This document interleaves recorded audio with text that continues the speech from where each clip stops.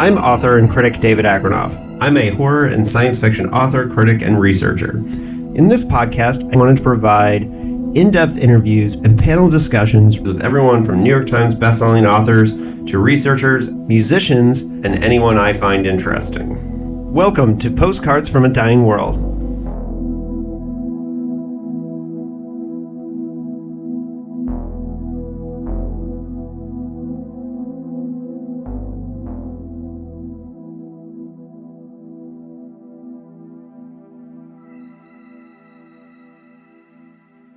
Hello and welcome to Postcards from a Dying World. Our special Star Trek coverage continues with the series finale of Star Trek Discovery. I've got my disco hat on, so I'm ready to go. And I've got my bridge crew here. I put invites out to a couple other Star Trek people, some of which work on Star Trek professionally, and I don't know if they're afraid to give their opinions or not. It's my theory. I don't know, but we're gonna also at the end talk a little bit about the future of Star Trek and the way things are going. Big news in Star Trek world yesterday: the merger of Skydance and Paramount was finalized. So hopefully that means new Star Trek projects can get announced soon. Because everyone's been wondering, why hasn't Legacy been announced? Why haven't all these things, new shows, been announced? It's because that merger was holding everything up. So once Skydance has some time to let the dust settle, my hope is that they say, just kidding, we've got a couple more seasons of Disco to go. Because obviously the Discovery folks did not plan for this. Sarah has a bird on her head, so maybe she should go first. Sarah, tell the folks who you are, what you do. I'm Sarah. I help run my partner's company. We make laser cutting software. These are my birds. This is Bert, also known as Loki. This is Ernie, also known as Thor. He is the big, dumb, sweet one. He is the mischievous little. Yeah, that's how they got the Thor and Loki names. I see. Yeah. Yes. Well, you got to be ready to change. So hopefully, those who are watching on YouTube will not be too distracted by the bird sitting on your head for this whole for however long that happens. Also, part of my bridge crew here, returning for I think every episode of our Star Trek commentary, both Sarah and Issa. Issa, tell the folks who you are and what you do. I'm Issa. It's too hard to explain what I do. It's more interesting to talk about what I don't do. No, I have no idea. I didn't prepare a speech of any sort. I'm a former musician, now a software nerd and family man, and still a vegan straight edge hardcore kid in my mind, being over 50. So there you go. Yeah, me too. So, yeah, it was funny when I was on a panel at StokerCon and some kid walked in wearing a One King Down shirt, and I Nice. couldn't stop laughing. And it was a panel on eco horror, and I said, you should have been wearing an Earth Crisis shirt to this Seriously, panel. that's a poor That was a poor decision. Yeah. So I'm David Agranoff. I'm the host of this here podcast. But if you somehow just ended up here for Discovery Talk and you don't know me, I just put out this book. It's called People's Park. It's my newest novel. You should read it. And it's a bizarro coming of age story. But if you really want to read my work, the easiest thing to find is The Last Night to Kill Nazis, which is nationwide at Barnes and Noble. So you can find it there. And I heard from my editor this weekend that they just made another commitment. So it will continue to be there. So that's nice. And that means That's it's awesome. selling well. I have not read People's Park yet because there was no copy available for me when I came to the book release. But I did read last night. It's a good problem. Yeah, good problem. I didn't want to get in the way of all the fans that wanted signed copies, but I did read Last Night to Kill Nazis and I loved it. So unsolicited testimonial. There you go. Well, thank you. I appreciate that.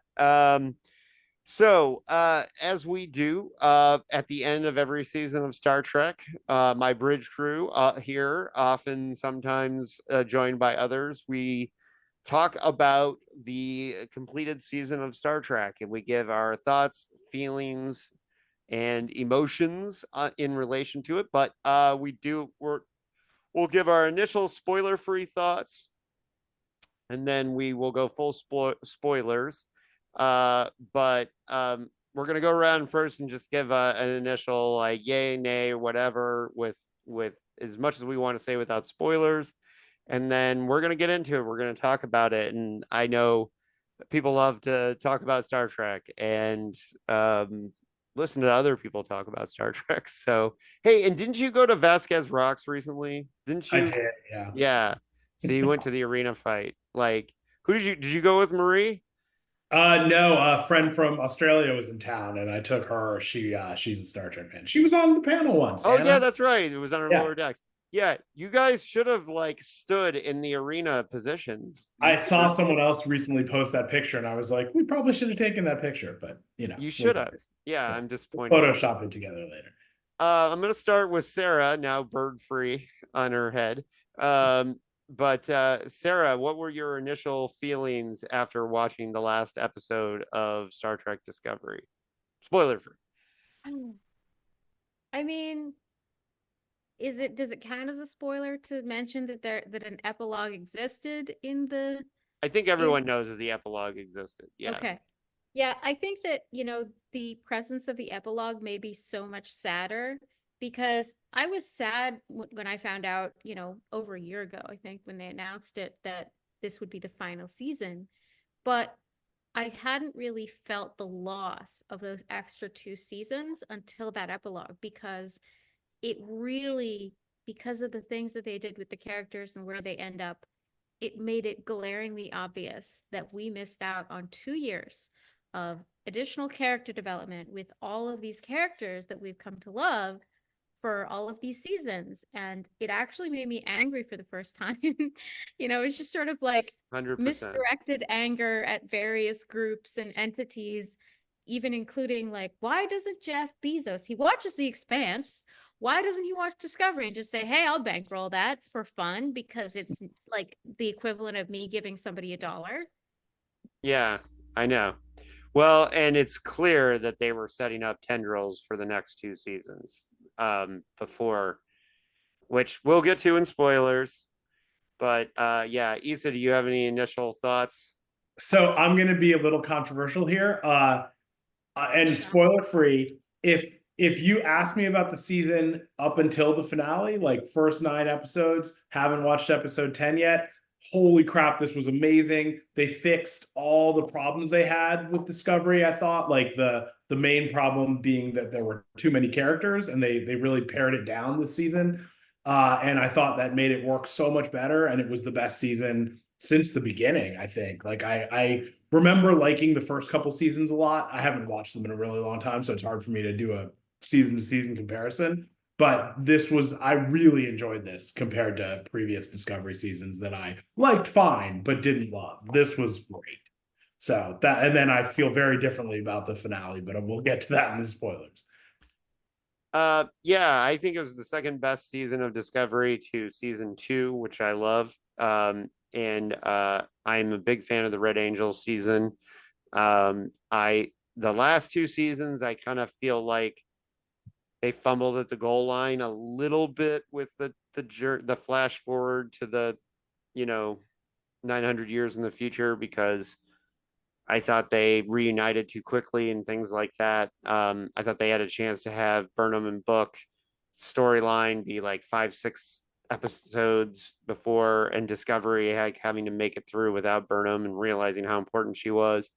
I think would have been a little better, but I do think that this season was way better calibrated, and it looked like they were really getting their act together. And that's what I agree with Sarah. It makes me so sad because it was clear they had an idea of what they were going to do with the next 2 seasons, and we didn't get it. And yes, it definitely felt like that they were going places. But I did like the finale, and I think it was a better season finale than a series finale. Like, I consider the epilogue to be a separate thing. And if you don't know, I guess we could explain that what they had originally wrapped the series and filmed the ending of the season and found out they were not getting more seasons, and then they were given additional money to do the epilogue. And so the epilogue was all filmed separately. So I didn't know that, but I guessed that based on watching it. Yeah, yeah, yeah, and that's what happened. And you know, they just did a Section 31 movie. I don't know why they didn't just like argue like, hey, just give us a movie. Yeah. Let's make a last, you know, Star Trek Discovery movie. We just made, because they're the streaming movie thing starting with Section 31, which obviously they did because Michelle Yeoh is only going to be able to give them so much time now. And you know, if they can do it for Michelle Yeoh, I'm sorry, you can do it for Discovery. And I but have a pet theory that I realize I'm too biased to have this theory objectively, but I maintain this small shred of hope that the early cancellation of Discovery was just part of whatever was going on at Paramount that is part of the merger and all of the things that, you know, that are part of that, and that the merger will bring us more movies. Because it's possible, you know, we don't know the reason. We don't know whether, we know that obviously if the streaming numbers had been astronomical, then they would have kept doing it no matter what. But we don't know whether or not they were decent enough, you know, where like it could have been something as simple as the actors' contracts being up again and people wanting more money. And if people want more money, maybe the only option is the movies. I don't know, but I maintain hope, because otherwise I'll go crazy, that part of this merger will be that we might get more Discovery more soon than, you know, sooner than people might think. well, there's two things going on that we should mention. That for one, we'll get more of these characters because Starfleet Academy is definitely going to have some of the characters, Oh, yeah. and if not have cameos and appearances, it's going to be in the Discovery oeuvre.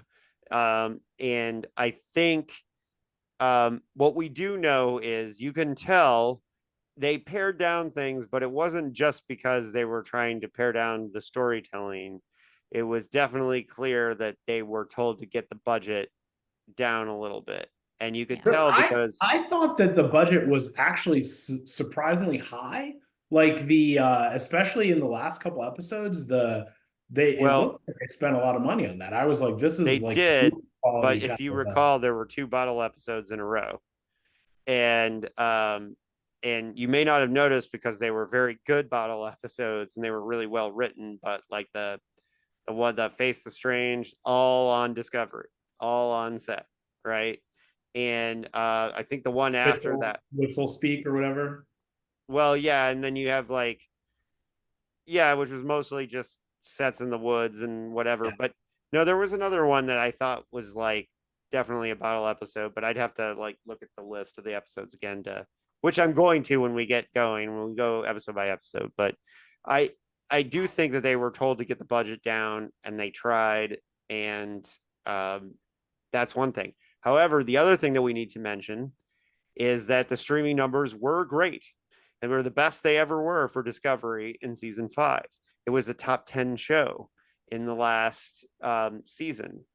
And hopefully that means that they're like, hey, wait a second. This show did get an audience. And you know what a lot of people think might have happened is that in the time that Strange New Worlds became a big hit, and Picard season 3 came on, that a lot of new people were like, well, I got Paramount Plus, so I might as well give Discovery a spin, and I didn't before. So by the time season 5 came around, they had a lot more new Star Trek fans that were engaged with Discovery. And that made it and that for that reason, Discovery did almost as well, if not better, than Picard season 3 in the numbers, in the pure numbers. Partially because they had built up people that were ready and willing to watch it. not to mention your lower decks, whatever. So Discovery season 5 had great numbers. So if Paramount's smart, and if you're listening, besides the fact that you should hire me to write Star Trek novels, you should also bring back Discovery. If not for full seasons, do some movies. I'm going to risk sounding very naive and stupid here, but I feel like the last season was so good that it was too good to be canceled.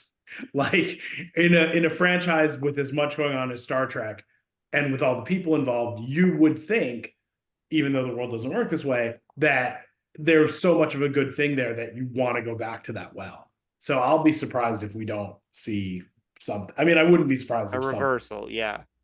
And we know that they kept some of the sets because they were for Starfleet Academy.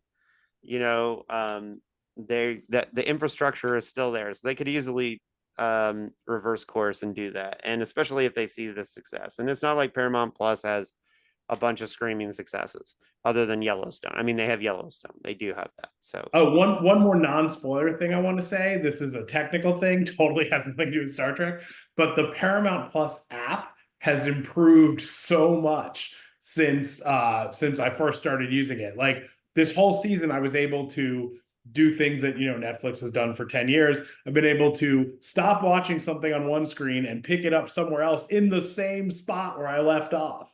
It's amazing. Like, that's never happened before in Paramount Plus. So I've really I want to just give a shout out to their technical team. They've come a long way. Shout out technical team at Paramount Plus. All right. So we've talked about it, non-spoiler. We're going to get into the season, and we're going to go episode by episode. Now, do you guys want to get spoilery about the whole season, or I think we should just go episode by I think we have to.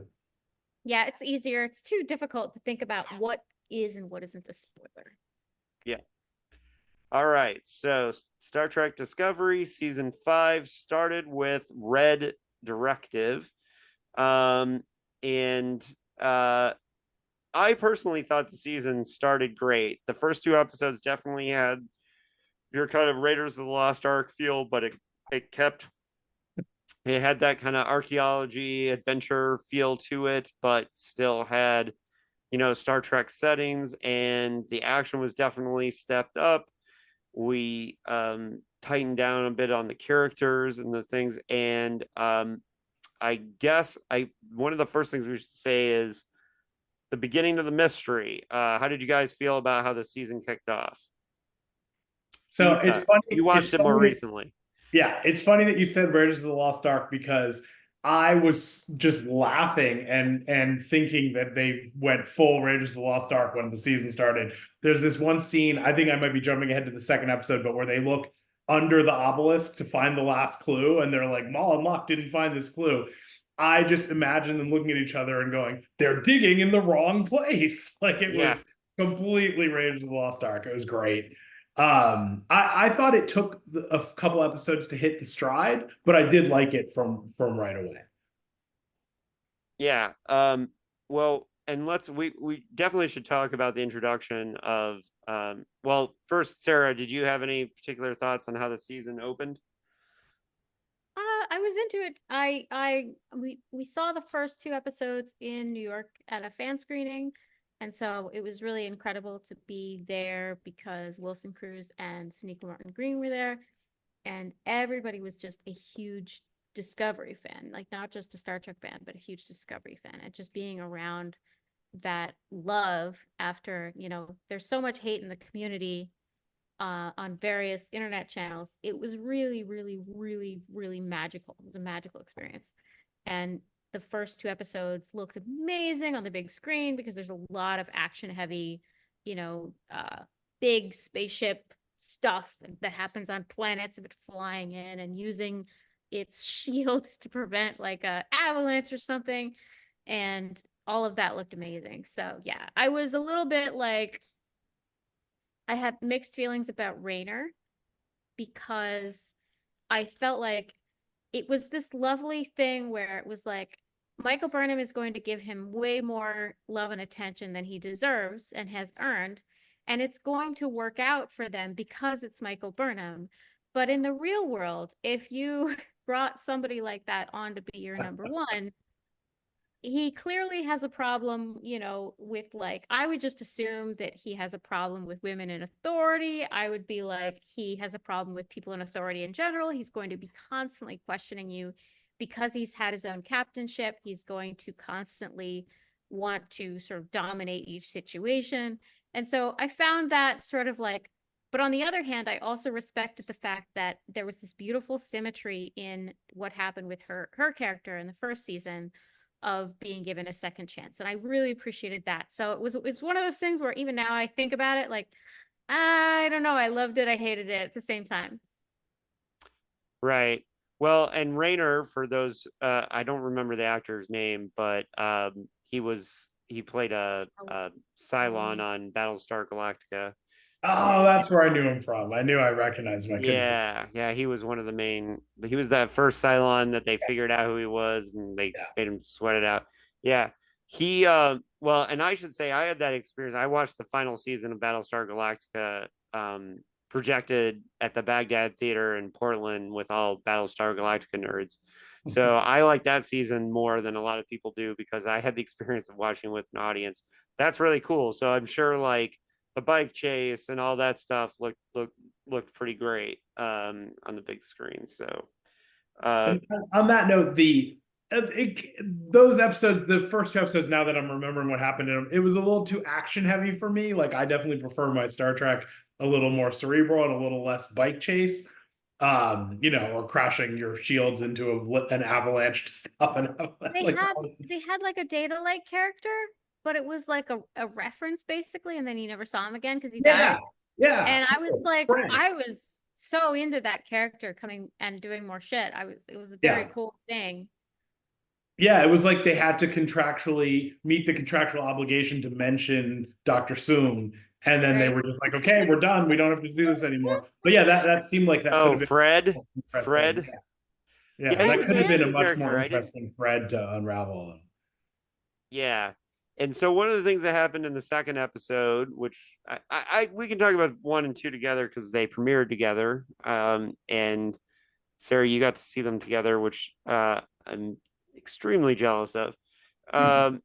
But of course, the second episode being Saru's kind of swan song so the real world thing is that Doug Jones was probably pretty overdoing the makeup, I would imagine, and kind of was involved in promoting Hocus Pocus 2, supposedly, is why I don't buy that. I think like he just really wanted a break from the makeup. I personally feel. Seems reasonable enough. I don't think that the press tour for Hocus Pocus 2 was so demanding that he had to drop out of 6 episodes. But I don't buy that he was tired of the makeup though, because he's been doing it for decades. Like that's his whole deal. I feel like think also it's cost effective. I think also if you look at it, is they're looking for ways to slash the budget, not having to pay the makeup department to do Saru for 6 episodes. But he does have 2 projects in development right now that would have been filming around that time. So it's possible that my man is just a little too busy and just couldn't have the time. And shout out to Doug Jones, alumni of Ball State University in Indiana. So another Hoosier. A+ hugger on cruise ships. Big hugger. Okay. Big hugger. Big hugger. Randomly and give you a hug, and then he'll see you the next day and do it again. It's amazing. Well, I've never hugged the man, but I was worried that they were going to kill his character, and I was ready to I don't even know what. I was going to be very upset if they did that. Yeah, they definitely wanted us to be worried about that. Yeah. That was definitely intentional. For sure. So you're getting married? You can't get married? You can't have a wedding planned for later in the season? Are you crazy? You're going to die for sure. Exactly. Yeah, one of you. Yeah. So Saru, the whole action Saru thing. Now we got to talk about that because that is discovery in the feedback loop with fans, right? Definitely for sure, because Action Saru was a thing that was kind of joked about or talked about on a lot of Star Trek message boards. And so, I mean, I'm not entirely certain of the exact where that came from, but I know that that was definitely a part of the feedback loop.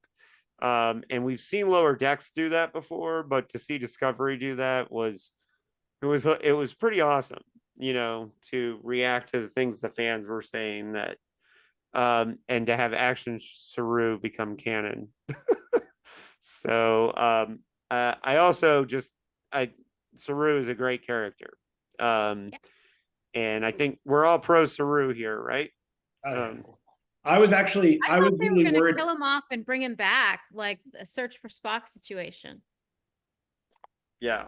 I was very skeptical of Rayner and didn't like that they were replacing Saru as first officer, but then he ended up being one of my favorite characters. So I really it really worked out, I thought. Yeah, and we'll get more into Rayner as his season goes on, but and his introduction I think was good. It's interesting when the shows kind of overlap, because he definitely had a Captain Shaw thing going on, although he wasn't as gruff as Shaw was on Picard season 3. But having the counterbalance of the guy who is not warm and fuzzy made for great moments with Tilly, where she has no reason in her position in Starfleet to be afraid of him, but those were all great character moments, and I appreciated them. And I did love the scene with the 2 minutes and where he was like kind of reciting, it was showing like how capable of a captain he was, and it was something that he was doing it in a way that we hadn't, like, you know, it wasn't just that he had some great maneuver on the bridge or whatever. It just showed that he had an attention to detail, and it was great. I like that. So and as far as other things go in the second episode, well, let's talk about the introduction of Locke and Maul. You know, obviously they set out the mystery. We didn't know he was Breen right away, but we saw that there was something going on with him. And you know, the Breen being a major antagonist from Deep Space Nine. Issa probably doesn't remember them. I didn't. I was like, who the hell are the Breen and what the hell is going on here? I'm gonna need David and Sarah to explain this all to me. Yeah. So the Breen were major villains on Deep Space Nine, and they eventually made an alliance in the Dominion War with the Dominion and attacked Earth. So they're kind of, so part of their whole thing is that they like bombed the shit out of Earth during the Dominion War, and they all you knew about the Breen were a big mystery in Deep Space Nine, because they just wore masks and they never talked, and they were always kind of like in the background. And then that line about remember what the Romulans say, never turn your back on a Breen, that's direct line from Deep Space Nine. Okay. So yes, the Breen were but Discovery did a lot to add to their canon, because we never saw under a Breen mask. We never you know, found out that they're polyamorous and like oil baths, you know, like or whatever. Like, we just didn't know anything about the Breen. We didn't know much about the Breen except for that they were mean, nasty, and bombed Earth. So but yeah, so Maul and Locke are interesting. Of course, everybody had the same reaction of thinking that it was the same woman from Ahsoka. Totally, Immediately. Except for at least that was her real hair in Ahsoka, and not the bad dried out wig. That really bad wig. Yeah. So bad. And I saw in the Ready Room where she said as soon as she put on her wig, she felt powerful, and it made me laugh, because I was like, really? That made you feel powerful? Not the outfit, but the wig. Okay, whatever. I mean, look, she's living on a Breen ship. Who knows what kind of hair care products they have, right? I mean, come on. They probably don't have much in their way of hair care products, because I don't see any evidence of hair. Exactly. So yeah, that could explain some things. Yeah. But yeah, that was the funny thing about that for me was I watched the episode after I'd seen some memes of like, the Pam which picture corporate wants you to pick the picture, and it was the Star Wars and the Star Trek. And so I'd seen that and I knew it existed, but I didn't remember it. And then I saw her and I was like, oh, that's what they're talking about. And that was really funny. I did like the meme that I chuckled at this, even though there was something mean-spirited about it, but I did like that they had a meme where they described her as Nurse Chapel on meth. So that was like, yeah, well, yeah, they. Right. Yeah. I mean, the way they were introduced, it was a little cheesy. It was kind of like, I don't know. It was just like they're just going to keep saying Maul and Locke all the time. You know what I mean? Like it just sounded so. It just made me laugh a little bit because it was just like you've got, it's like imagine if like some, you got the president of the Federation and stuff, and all these like high level ranking people just like naming them by name all the time. That just sounded really funny to me. I don't know what a real world equivalent of that would be, but it just seems like that wouldn't happen. So that kind of cracked me up a little bit. It was fun. My issue with Maul and Locke was that I really thought they were silly characters at first. I think they did a good job of giving them depth further into the season. Yeah. But Maul, like she only really did one thing that wasn't stupid or bad, like throughout the whole thing, which was killing the Breen leader. Is really the only thing that she did that wasn't like reprehensible or dumb or bad. And I do think Maul's backstory is fairly interesting and really like made it work. And then I think the kind of Bonnie and Clyde thing that they've got going on was sort of interesting, but in a 26 episode season of like old school Star Trek, you might have been able to do a little bit more. I think it was a little rushed, but overall, mostly I was fine with it. But I felt the same way. Yeah, it wasn't great. I didn't buy their romance. I just they didn't show enough to make me buy their romance, so I just kind of went with it. I'm like, sure, why not? But they really didn't. You would have to have extraordinary circumstances in order to have a romantic relationship between two incredibly different species like that. And they were just suddenly in love, and you're like, okay. Well, I think he did a good job on his side. Like he's like the scion who doesn't want to be, and he's trying to be rebellious and reject everything and do shocking stuff. I thought that was believable. Her side of it, I didn't really like. They really, they gave her daddy issues, and like you're just supposed to. Well, I was gonna say that's the part that I did not like. I thought the connection to Book was stupid. It was shoehorned. It was just an excuse to have David Ajalo around and his abs, and which they're perfectly great abs. So I understand why you want an excuse to have him around, but there were certain points of the season where getting David Ajalo in, was really forced, and it's and I get it. He's a really great actor, and I like him in Star Trek, but the daughter of Cleveland Booker thing just seemed really. Well, it would have been. They could have redeemed that choice in some way if it had worked on some level. But Maul continued to be as disinterested in that narrative until the very end. Like she was just like, I don't care, guy. Like the very, very, very end, she had like literally one moment with him, but it was also it was very like they didn't. I don't know who wrote it, so I don't want to. I hate to say this, but Maul seemed like a female character written by a dude. Like that was just my take on it. Like she didn't really have motivations that made a lot of sense. They were like jumping all over the place. It was some of like I mean, it was mostly like True Romance or whatever, you know. What do you mean, man? Dudes write really great women characters all the Yeah, time. exactly. But no, you know, part of it was just like the madly in love teenager. Part of it was like, I don't care, destroy everything. But it didn't, she kept kind of going in a circle and they didn't really have an arc for her. As Sarah just mentioned, like they have that one little moment at the end where like it's kind of gotten through to her. But they also, I don't want to jump ahead too far, but they didn't have a way for Michael to deal with her very well. Like they're it's really random. Like we'll get to it on the final episode, but the way that they were trying to like have her win Maul over just wasn't consistent. It was very strange. Well, and I all do she had to think do was be set from up as a mirror. Quajon.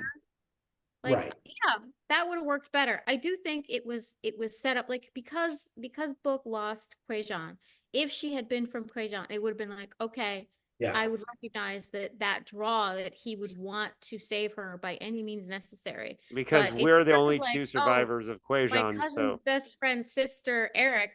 You know, there's just way too many Totally.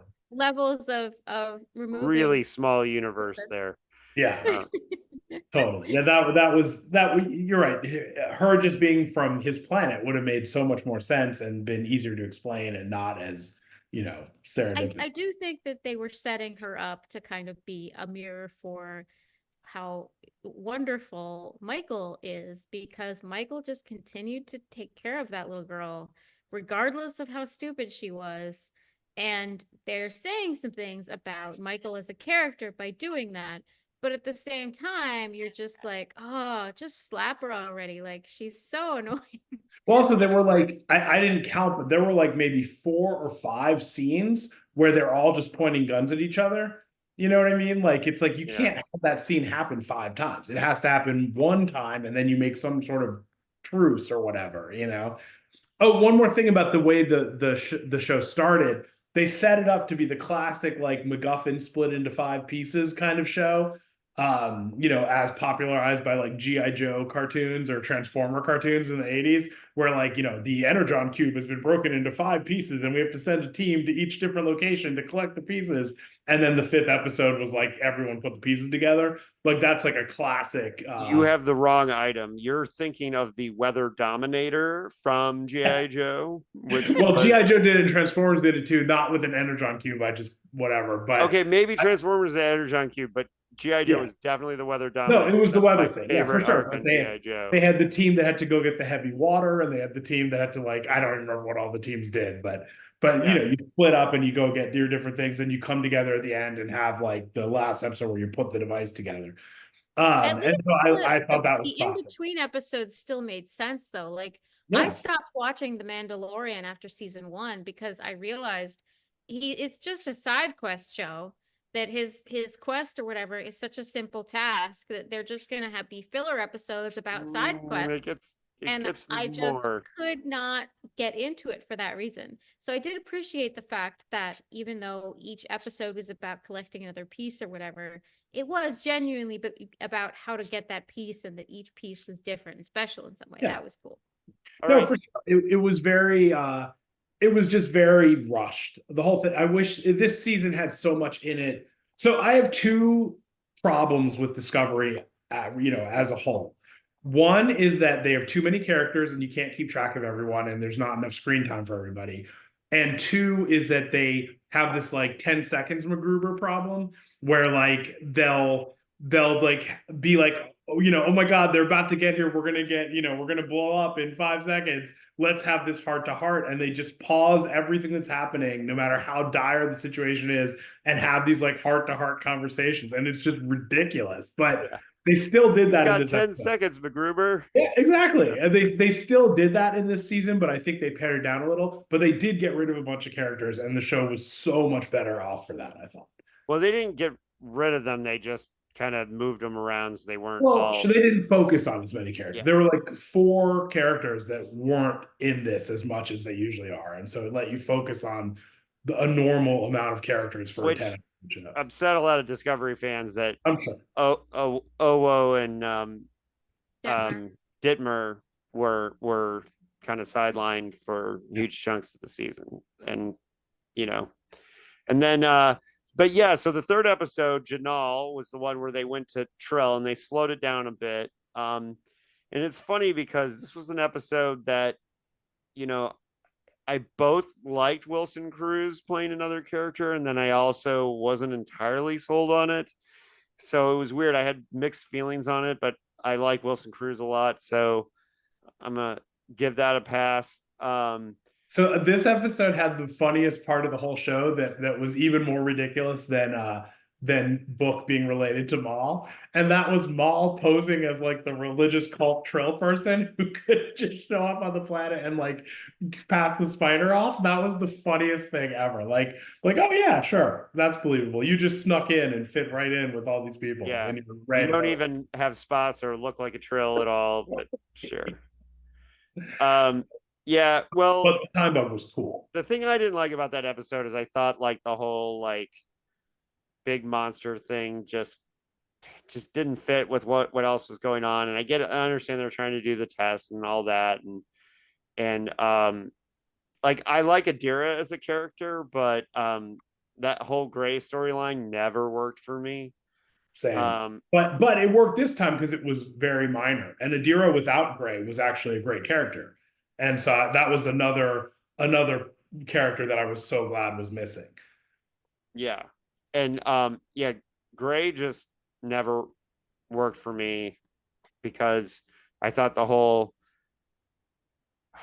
like holographic storyline it all just seemed too woo woo, and I'm not sure what was going on there, and I just didn't buy into that part of the story, but whatever. And it's not to say that the actor didn't do a good job.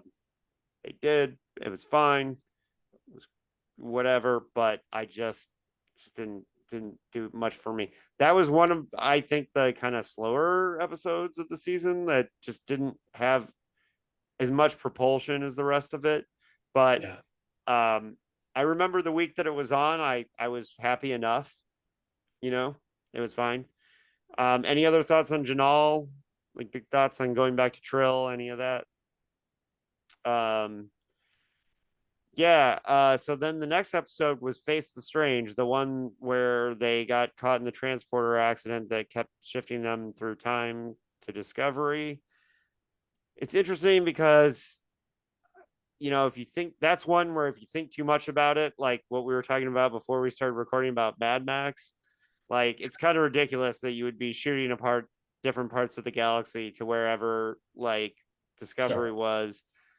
You would have to kind of come up with some kind of quantum entanglement thing for why they were like staying within the ship. I guess they kind of did, but yeah, that episode I think was fun. Star Trek, like doing that whole like the weapon that fits them in that thing.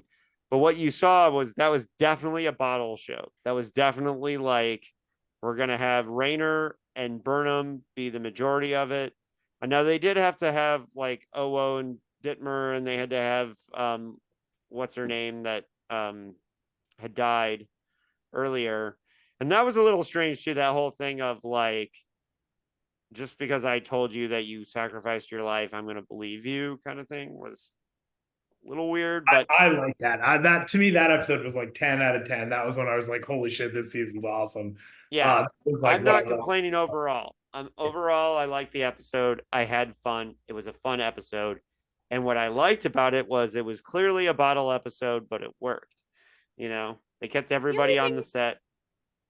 The only thing I didn't like about that episode is that I feel like Michael fought a caricature of herself in that first season, because that first season she was actually, it's like she was fighting the version of herself that Trekkie fans who didn't get the first season described her as, you know, of being this like irrational, impulsive character. And it's like, no, she actually had a very specific logic system. So I didn't like the parts where she was facing off herself, because I didn't think that they were as thoughtful toward who she was in season one. But that's the only part that that bothered me, because season one remains my favorite season of Discovery. All right. Yeah, well, I didn't mind that.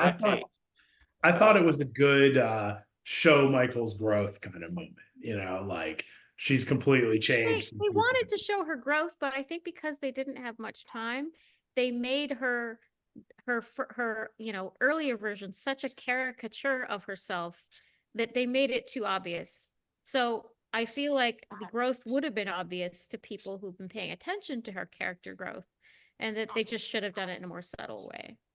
I don't know. I feel like, how would you react if a future version of yourself walked in right now and was like trying to convince you That isn't character growth. It is unreasonable for her to expect any version of herself to not be super skeptical about something like that, including her current version of herself. And that's another thing where, like, the way that she was going at it, at expecting her to just be okay with it, is sort of like asking too much of anybody, let alone of herself. Sure. Fair enough. So the other bottle episode that you forgot about was the clue being hidden on the Mirror Universe Enterprise, which is just an excuse to use the Strange New World sets and not build another set. So that was definitely a bottle show. And so they just went over and used all the Strange New World sets. That's a whole episode where they don't have to build new sets.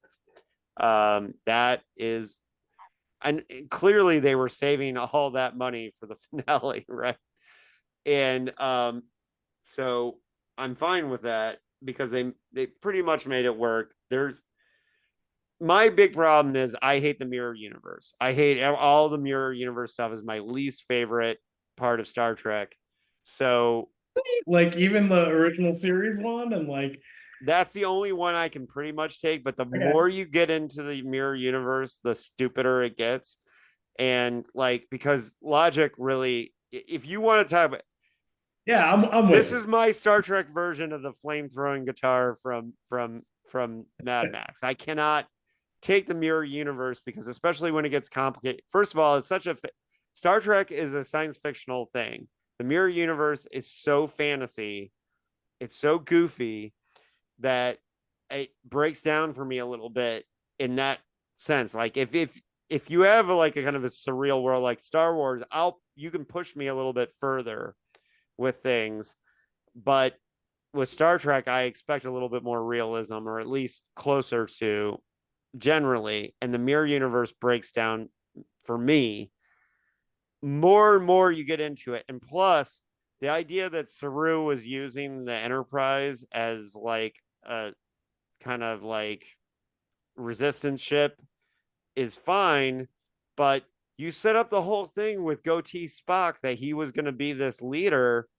It should be Goatee Spock. And then you get Ethan Peck over there as Goatee Spock. Why not? You've got the bridge. You can pull him up to Toronto. I like that it was Saru, though.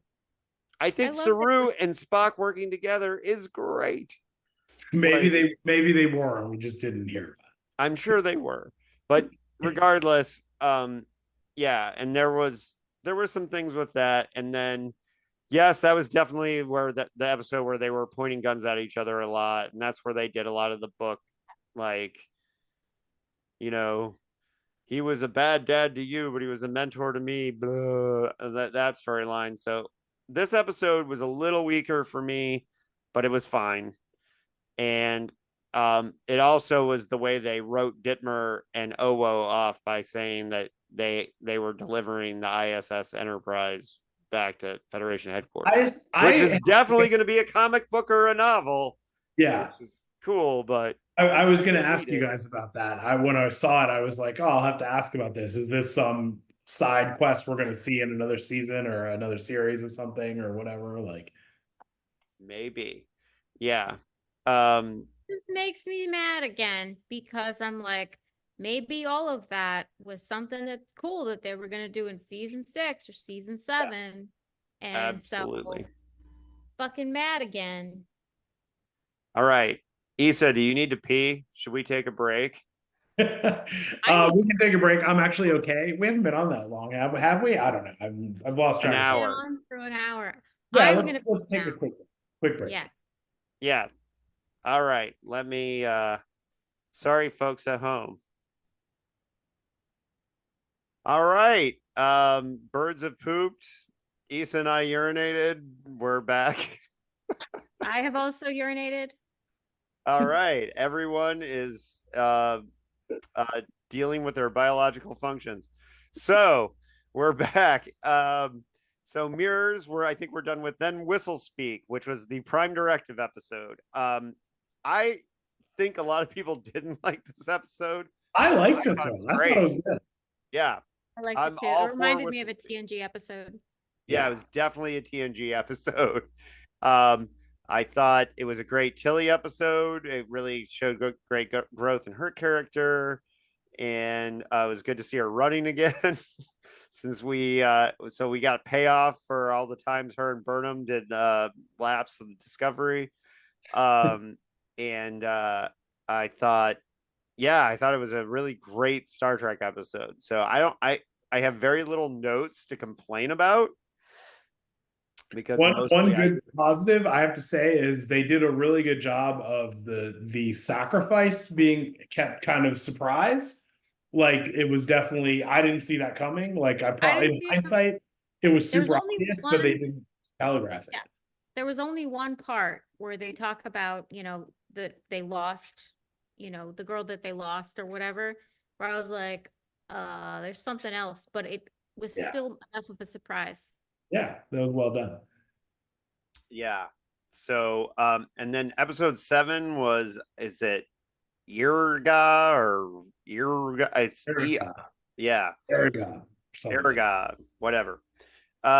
This was the episode with the Mullenlock backstory where they get in custody and the Breen are coming, and this was a very good episode, despite Maul not being that great of her very well written character. As we already said, the Locke story was a little bit better. The Breen stuff was interesting, and it's interesting to see you know, like 500 or however many years later, after they were kind of decimated in the Dominion War, how they rebuilt themselves. So that's interesting, because that is one of the things about the Breen in the Star Trek canon, is that since they sided with the Dominion and lost very badly in the war, their society would have had to have kind of rebuilt itself, and they did kind of dealt with that in subtle ways, but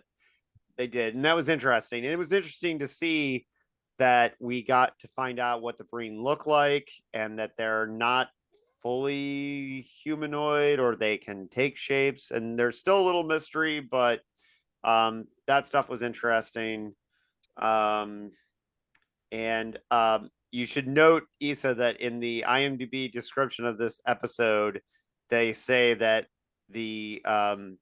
that their being in custody starts an ethical firestorm, which is a inside joke for us, but yes, firestorm indeed. But that episode I thought was really good. Any comments, notes, thoughts on that one? I remember liking their love story more as it went along. Like I've never really liked it, but it got better as it went. Yeah. Like through the episode, I mean. Yeah, and so and then, you know, they're kind of also dealing with the fact, I mean, he got injured like 2 episodes ago. Yeah. And then so like that whole Whistle Speak episode, he's like bleeding out on their ship or whatever. So that was kind of weird structure, but whatever. I don't care. But I don't know. This episode I thought was very, very good. As just a Star Trek guy, I like all the things that it added and brought to it, and yeah. And so yeah. Sarah, anything on that one? I also thought that their relationship got better as they progressed, but I think that's in part because the whole relationship should have been introduced as exposition in the first place that started at some point off screen, because then, you know, the way that they were with each other would have made more sense. But the fact that they kind of had a meet cute and that was it, and then all of a sudden they're in this relationship, didn't work. So I agree that, you know, it was better when you just sort of accepted the fact that they were in a relationship, you know, and just sort of accepted it, but as exposition. But Yeah. it would have been stronger if they had gone with that and just not gave us Their their story, yeah. story. Yeah. You don't have to know why they Yeah. came together. Like, there are ways of doing things if you don't have enough time. And it always surprises me that an otherwise well-written show, there'll be things like that where it's like, hey, if it isn't strong, then don't put it. It's better to just not explain it. If Locke had been attracted to the fact that she was if they built this idea that they were thrill seekers, Yeah. if they had just kind of built off of that, even, Yeah. to like, I mean, I felt like, honestly, like someone had just watched True Romance before they sat down to write the story, you know, like it just seemed like. the True Romance worked a little Which better. does not hold up, by the way. No. Sorry to say. I have not seen it in a while, but you know, yeah, No, that I mean, movie like, probably doesn't hold up very well either. They sort of, if you think about it though, it was like, if you take away the alienness, right? You just have if they were just two humans and this was their love story, it would still seem a little empty. There was nothing to bridge the gap of the two alien species. And Star Trek has a history of just sort of ignoring that factor, but I feel like it just seems a little weird. I don't know. Well, in that century, it's probably less of a big deal. But Maybe. one thing that's happening in this episode that we should talk about is Trina having to step in for the president. And that's probably money in casting, or she had another job or whatever, the president, or they just really wanted to give Trina this moment to show that she could be tough. I don't know. But I like Trina being, you know, and one of the things. No, I'm sorry. Is it Trina or is it Tarina? Tarina. Tarina. Yeah, sorry. Tarina. Sorry, that's my bad. That was very culturally insensitive to our Vulcan listeners. So, sorry. I don't want any hate mail from Vulcan, but it'd be pretty vicious. So the thing about it is that I think one of the other things too is I did see some funny comments where people thought that she was well, first of all, like anybody who questions that Vulcans wouldn't be like tough and stern in that situation are not paying attention. But two, the fact that Navarre at that point is a united Romulan Vulcan culture. At that point, you gotta start thinking differently about how they're going to have a little bit more emotions. They're going to have some kind of balance in there. And that's partially because the Romulans lost their home world and the Vulcans eventually welcomed them back, which is really interesting stuff that I'd really like to see explored more in Starfleet Academy or future Star Trek Discovery movies. But because the Navarre situation is really, really interesting. But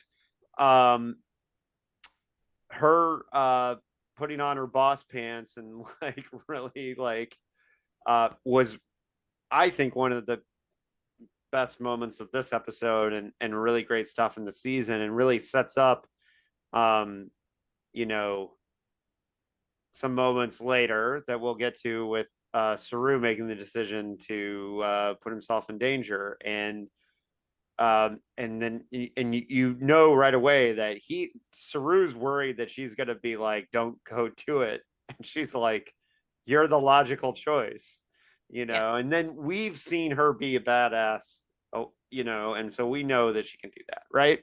So we've seen that, and so love that. I don't know that actor. I looked her up. I don't know that I've seen her in anything else, but maybe when she's not pointy-eared and, you know, having emo haircut, maybe I don't know if I would recognize her, but great stuff.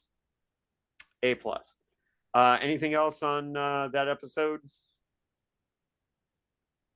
I don't think so. I can't remember what else happened, and it all blends together for me because I just watched. They had Locke's sacrifice. He does the to let her escape, he takes the risk that ends up killing him. That was, I thought that was a little silly. Like I felt like, I don't know, the whole security thing was a little contrived to me. I thought like he's like they're in this like they're in a force field like on a medical bed, and it just seemed like on the ship it just seemed a little ridiculous that they couldn't contain them or whatever, or have some kind of like why is Maul able to overpower like 3 guards and do it's just like that kind of stuff is always weird. When she shot Culber, I was like, oh no, you didn't. Yeah, Yeah, we're not doing this again. Yeah, I was like, that better have been stunned. totally. Yeah, he was like, we're not doing this again. Yeah. Well, it's one of the reasons why I found her like too annoying as a character. Like, I really like the actress, and it's not against her, but it's like, do they have to make her such a petulant child where the audience just absolutely hates her? Like, you see her warm up a bit to the thought of, for instance, when she thinks the Discovery has been destroyed later on and stuff like that.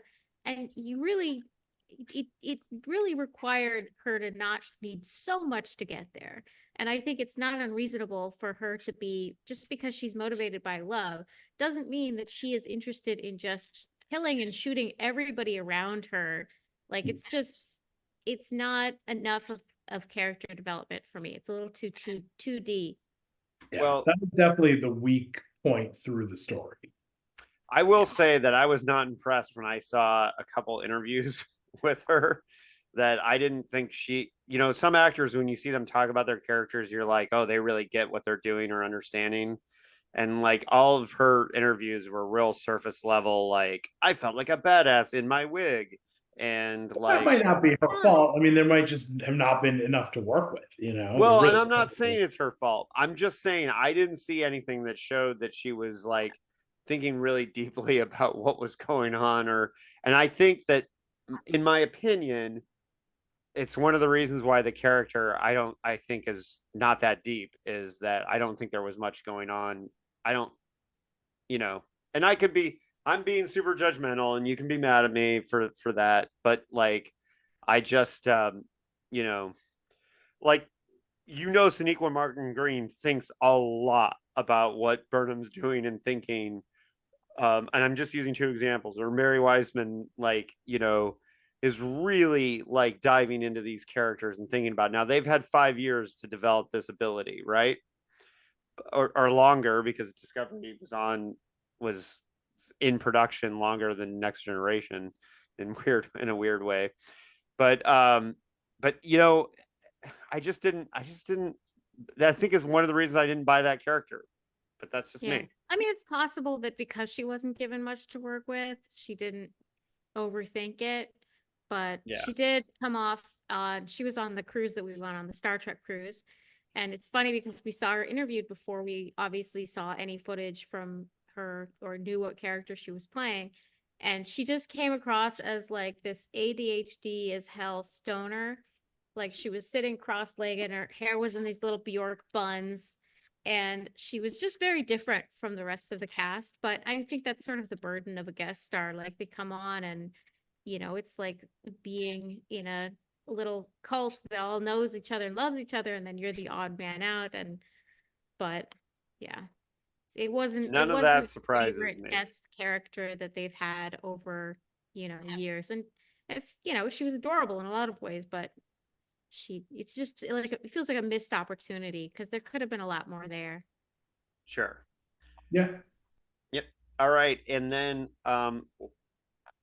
the archivist in me loved Labyrinth, and the fact that it was filmed at a real library that was already on my list of libraries to see before I die, although I'm not technically allowed in Canada. What library was it? Because resisting arrest at a protest is always a felony in Canada. But so whatever, Canada, you want me to go to that library, and the Spaced Out Library, Judy Merrill's library in Toronto, I also want to go to. So wait, David, what library was that?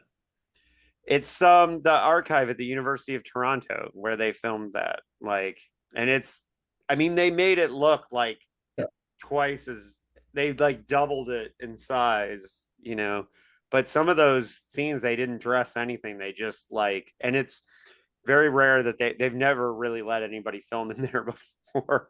You know, they get requests all the time, and they talked about how like they were willing to do it for Star Trek.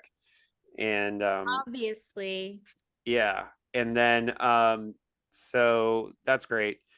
And the other library that I'm talking about, just to put that out there, is Judith Merril, who is one of the most awesome radical, like original Futurian science fiction women from that whole New York City scene in the 30s. She eventually left the US over the Vietnam War and moved to Toronto. And when she died, she had this insanely massive collection of science fiction. And by the way, she hosted Doctor Who on Canadian TV too, Judith Merril. She's just awesome. And Judy Merril, when she knew about 10 years before she died, she donated all of her science fiction collection to the Toronto Public Library. And they have like a wing there called the Spaced Out Library. And it's Judy Merril's collection. And then they've built on it. And her only request was that they put a bed in there so people can go and get books off the shelf and lay down and read, which is awesome. And so shout out to Judith Merril, the undoctor. That's what she would call herself when she hosted Doctor Who. And so shout out to Toronto Libraries. So yeah, The Labyrinth. This was a good episode. Again, we had to have an excuse to have David Ajalo there. So you know, we have this Mindscape version. Obviously, as an archivist, I thought it was cool that they went to an actual library. I like that the woman that ran the library there was from a random Star Trek species. It was like the navigator on Sulu's ship in Undiscovered Country and was never seen ever again until this point, which was, I'll give him the deep cut for that. Yeah. And that was great. And I liked the way the library was like, you know, they're going to let the Breen come, but if you turn on your weapons, then we're going to get serious with you. No running, no drinks in the library, please. And I liked all that. It was a slower episode, but it was very important for Burnham. So I think it was really great because it closes a lot of arcs with Burnham. And so that's the only episode that felt like a final season episode, right? Because it really felt like it was tying up her arc. Any thoughts on Labyrinth? I said a lot. It was pretty good. It had a lot of, it was very Star Trek. You know what I mean? Like we've got the standoff going on outside. We've got the you know, interior in the brain, unconscious person that we have to defend just long enough for them to solve the problem. It was very, it had a lot of Trek isms in it. I thought that was cool.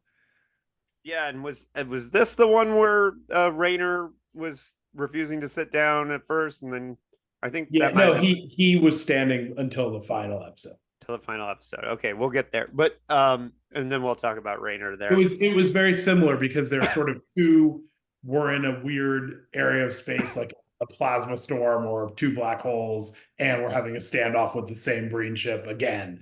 They were very similar circumstances. Right. And so let's talk about that with Rayner, because we have his whole backstory with being his family being slaughtered by the Breen, and his whole like he has to, you know, the whole thing of where the Federation like, you know, wants to try and find some other solution, and he's like, no, they're just going to kill you. You know, I liked all that stuff. I thought it really added depth to Rayner, because you now, after you've seen that he's kind of an asshole, and that, you know, you get to see like, oh, well, he's damaged goods. That's why he's an asshole. And Sarah, I know you're a guest sometimes on Geek's Guide to the Galaxy, but David Barr Kirtley on there just for his Civil War review. He had two combat veterans talking about Civil War. It's actually a really good podcast about the Alex Garland movie Civil War. And one of the things they talked about on there was that actual PTSD for war veterans isn't to like be withdrawn and sad and mopey. It's usually to be very hyper anger or very animated about everything and unable to control your feelings about things. And so Raynor's behavior of just really wanting to fucking kill the Breen and just really go after him, like, felt way better written and acted and performed. Yeah. Yeah. And I agree with another that. thing about, we didn't mention this about Raynor, but again, his species that he came from was a one-off alien species in one episode of Deep Space Nine. Oh, really? Yeah, and they actually resurfaced details that about like their culture from that one episode. So again, deep discovery, like mining deep for some of these things with these alien cultures. So I'm sure they've heard like some of the shit posting stuff, uh, uh, or some of the talk online, and they were probably like, "Oh yeah, you want us to show you we know canon? We're gonna pull like some random alien that was in one episode of season 3 of Deep Space Nine and make him a major character." And I loved the idea that and I'm not sure, it may have been the next episode, but the idea that um Raynor leans into the fact that Burnham is a xenoanthropologist and that she learns about his culture and they're able to signal each other. That is great Kirk and Spock shit right there. Yeah. That is awesome Star Trek captain stuff. No uncoded messages on an open line. Yes, I have seen Wrath of Khan 40,000 times, but apparently so does someone on the Discovery crew or writing staff, because that was totally Kirk and Spock. Yeah. That was, I know what she's saying. I know what she's trying to do. And my only thing is I wish Raynor had said no uncoded messages on an open line. I wish he had said that. If he had said that, I would have literally jumped out of my chair and been like, yes. I know that's what he was doing, but just say it. Just say it. It would have been great. And so that I was, had that moment Oh, go ahead. when Reno talked about making a drink called Seven of Limes, because it was the perfect character for that. And I jumped up and I was screaming when she said that. That was really funny. There was so much also, joy. they also dropped in it's been kind of a long road or something, something along those lines. It was pretty funny. yeah. And yes, and Reno, like, at first, that when I groaned first at the idea that they were like, oh, like she's a book dealer and all that, but they actually made it work and made it funny. So and a friend of mine has worked with her and says that she's amazing like in person. So I definitely Reno as a character was great, and I actually think that the fact that she doesn't fit into the show and that she feels really out of place actually works. You know what I mean? Because she totally doesn't. You could tell she doesn't watch Star Trek and doesn't give a shit about it, right? And she's not I trying to wouldn't be fit so in. sure about it. Is that true? Like, I Yeah, wouldn't be. she has said that she knows nothing about Star Trek. And that she absolutely, when she first came on there, she was just like, whatever, you know. And I actually think it works for her character because it makes her character, it adds, it makes her what she is. And I guess we should say, we're on engineering, the one character that definitely got the shirt shrift this year and their paring down was Stamets. We got very little Stamets. Oh, I thought he was in it quite a bit. I didn't feel that at all. I thought he was a major character. I think he had a He lot didn't have a less lot to do, but he he had was a lot less to he do had- this season. Yeah. Yeah. Yeah, and I didn't personally buy the weird exposition in the first episode of the season where he just sort of casually drops that the Federation has decided to retire the spore drive technology just because this is a Federation that's still healing from what happened with the burn. That was absolutely huge for all of them. And for them to have this brand new, incredible method of travel that not only gives them the ability to travel, but also gives them an advantage into tactical situations to get the crew out in situations. it is completely unbelievable that they would let something like, oh, well, it requires a human navigator and we only have 1.5 to 2 right now. It's just, they would be willing to fund more research about alternate methods. But they have the Mitchell drive though. They keep talking about that. I guess is that the name, the Mitchell drive? The pathway Oh, Yeah, sorry. I don't know where I got that from. The pathway drive. Like it's from supposed to be from better. Prodigy. Yeah. right. But my point is that after going through this experience of reliance on the what's it called, dilithium and all of that, I still think that they would just be, there was no way that they would give up on No, another method of travel. it would have made more sense if they had said that it was destroying the tardigrade network or something. And Didn't they say that in some other am I making that up? I didn't remember. they kind of sort of hinted that, well, they had the first like when they had the tardigrade before Stamets like kind of injected himself with it, when they were using the tardigrade in like basically as fuel, it was killing the tardigrade that they had in there. Kind of like in TNG when they're like, oh, when you go to warp 9, it fucks up this, thing. I forget which episode that was. Yeah. But then they never mentioned it again. And they were like, okay, we'll use warp 9 less often. And then nothing. Kind of like climate change in real life, Yeah. Kind of. Yeah, so I agree with you with the Stamets thing. I thought it was a little, and that was very expositionally like, hey, here's my arc, audience. Right. Like, pay attention to this. Why even say it? Why not just leave it open-ended if it's not going to be a huge plot point anyway? Yeah. Yeah, and I think that they wanted something to if nobody else ever had the spore drive, then it keeps Discovery special for that reason. So I can see why they were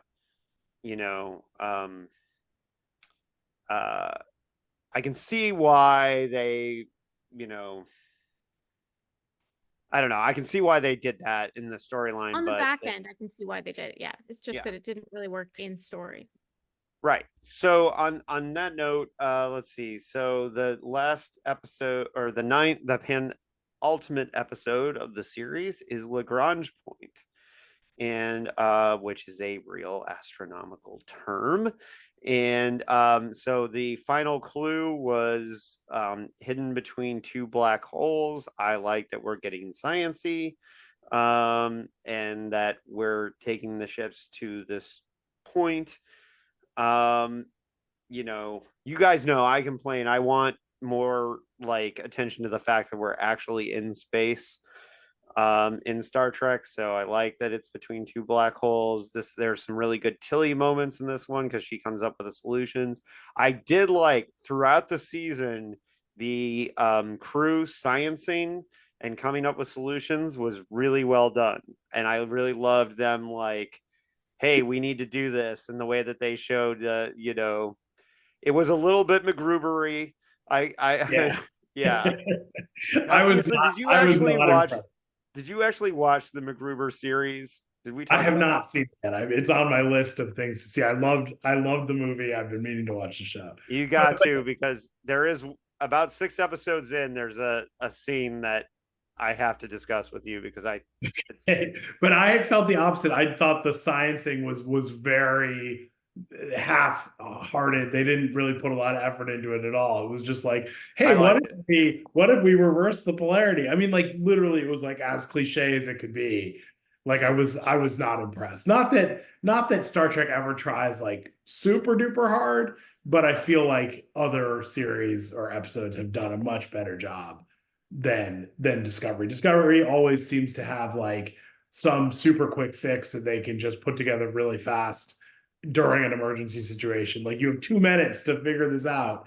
And then they go, I have an idea, and then like whatever. Like somehow Geordi was able to pull that off much more smoothly. Geordi and Data could do it better. I don't know. Not everybody's Geordi, and not everybody has a Data. I mean, okay. You should watch the oh God, what's his name? We met him on the Star Trek cruise. the doctor who gives science, he has a YouTube channel where he talks about, he's the science consult for Discovery. Oh, okay. Dr. Noor. And Yeah, he we're has friends on a- Facebook, but I haven't watched his stuff. Yeah. He's wonderful. And when you watch his thinking behind it, like it makes sense. And I understand if you don't like all of their solutions, but it will prove to you that they have somebody who's very smart and very cool who thinks about these things and has explanations for them. And it gives you more respect for the show. So you should check it out. Okay. Yeah, there's also a woman that he works with she's the more spacey guy. He's the more like He's biosciences more guy. biology guy. Yeah. Yeah, Yeah. I'm terrible with names because I saw her on the she and he gave a talk together. It was like the science talk on the cruise, and I went to see it, and I don't remember her name either. So it'll come to me in 5 minutes when we're talking about something else. Yeah. So the other thing on Lagrange Point is this is when they do kind of the heist on the Breen ship. Yeah, just crash into their shields, and our shields will go through, and then yeah, that totally works. That seemed a little far fetched, but whatever. That was a really good episode. Yeah. Are you really nitpicking this? This is because No, this was my favorite episode of probably all of Discovery. Like I turned off the penultimate episode and was just like, holy crap, this is amazing. They're definitely not canceling the show. This is the best it's ever been. They're gonna keep going. And it was like, I texted you guys actually, and I was like, I'm about to start the finale. Holy crap. Like I was like at like peak Star Trek excitement. And if it had ended there with no finale, I would still feel that way. yeah, there was great stuff going on in that one, and I enjoyed the energy of it, the heist thing. There was a little bit of the like, are we really going to have this conversation right now? Dude, seriously, like it's like Michael and Book. They're like, everything's starting to go crazy. The alarm's going off. The Breen know they're there, and they're like standing outside the door, and they take a minute to have a heart to heart. And I'm just like, you've got to be kidding! It's like the biggest problem with the show. But it was. But they were waiting. They were waiting in that I moment. mean, come on. But I buy that stuff because they have the moment anyway. And I do like the fact that because the beginning of the season, they're like, Book's gonna be working here again. They spent a long time apart, and there's obviously a lot of shit they have to work out. Yeah. No, I mean, I hear you, but it's like, different shows handle the idea of not just sitting around a room talking differently. Like on the West Wing, they do a walk and talk. They walk down the hall and have their conversation. On Discovery, though, they just don't try. They just pause at any point during the script, no matter what's happening in the story, and just have a conversation. I think if I didn't have a job and I were to track every moment that has ever been accused of that on Discovery, I think most of them they were waiting around anyway for something to happen, and so they might as well have a heart to heart. No, because they also break the time of the episode. Like it'll be like, this bomb's going to explode in 30 seconds, and then they'll have a 2-minute heart to heart while they're waiting for the bomb. I did check once, season 2, I think, or season 3 at the end when we lose Jane. She does that dramatic thing where she sacrifices herself, and she says she has 40 seconds. I checked because that scene felt long, and it was exactly 40 seconds where they were having this heart to heart while she was waiting for the bomb to explode. Okay, fair enough, but you had to check, and that's I did have to check because I had the same feeling. I thought this seems a little long to be 40 seconds, so I actually timed it. And I'm saying, if I didn't have a job, if I didn't have anything better to do, I would do a clip compilation of all of those moments and discuss what they were doing in each moment, and whether or not, because when there is a crisis and you are waiting around, it is natural to talk about. I think you're trying to further your argument, but I feel like if you made a clip montage of that, you're even making it seem more like MacGruber. I'm just saying, it is something that I would do if I had the time for you. Okay. And I will defend, I think that Burnham and Book's relationship is one of my favorite romantic relationships on Star Trek of all time, because Star Trek does romance so poorly all the time. There's so many bad Star Trek romances. What Nurse about Riker Chapel and Spock Troy? Come on. was terrible. The way that they were given all this beautiful chemistry by these very hot two very hot people, and they fucked it up. What about Riker and Troy? That was a well done love story. Come on. No. Oh, No, because they fell apart for a long time, and then just suddenly they were married again because now They it made literally sense. went to a planet that made them feel young and horny, and that was what brought them together. Well, I would say Worf and Jadzia was a good romance, but yeah, so that was a good one.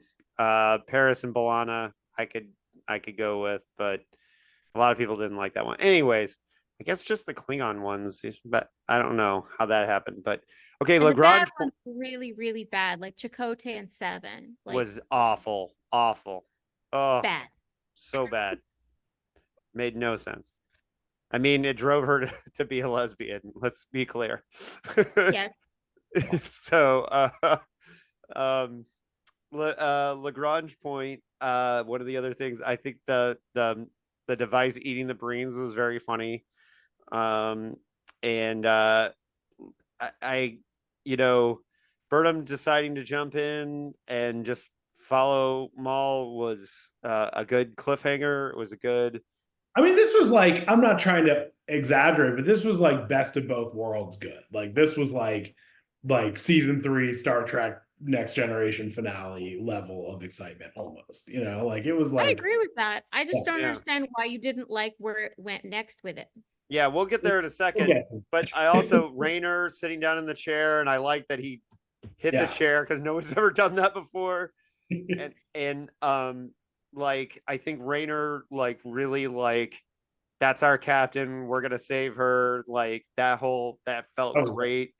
That was a great payoff because it really showed that he went from kind of being annoyed by Burnham to like deeply respecting her and wanting to save her and believing in the crew. And the whole like I want you to be my first officer with Tilly was great. I think Mary Wiseman really pulled off the reaction of the what you know was great stuff.